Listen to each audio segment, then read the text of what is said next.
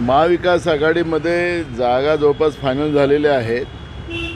योग्य वेळेवर आम्ही या जागा सगळ्या डिक्लेअर करू आणि संघटनात्मक काँग्रेस आता महाराष्ट्रामध्ये एकदम मजबूत आहे आणि निकालही महाविकास आघाडीच्या बाजूने आपल्याला यावेळेस पाहायला मिळतील. तुम्हाला सगळ्या गोष्टी योग्य वेळेवर आपल्याला पाहायला मिळणार आहे, त्याच्यामुळे आता आम्ही त्याच्यावर चर्चा करायला तयार नाही आहोत. तुम्हाला योग्य वेळेवर ज्यावेळेस ह्या सगळ्या प्रक्रिया जेव्हा सुरू होतील निवडणुकीच्या त्यावेळेस आपल्याला पाहायला मिळेल आणि जे सगळ्यांचं तुम्ही नाव घेता सगळ्यांचा समावेश त्याच्यामध्ये आपल्याला पाहायला मिळणार.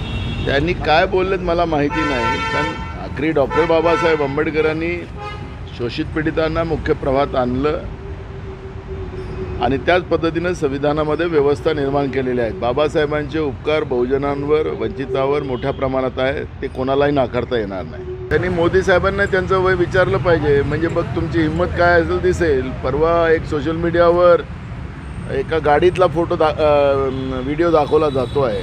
फडणवीस समोर बसलेले आहेत, मागं अजित पवार, एकनाथ शिंदे, बावनकुळे आणि गिरीश महाजन आणि अजित पवारांना आणि एकनाथ शिंदेंना काय हालत करून ठेवलेली आहे त्यांची मांजरीसारखी, ते आपण पाहिलेली आहे. त्याच्यामुळे त्यांनी आपल्या काकाचा विचारण्यापेक्षा आता ज्या विचारात ते गुंतलेले आहेत त्या नेत्यांचे प्रमुख जे आहेत मोदी साहेबांचं वय विचारलं पाहिजे.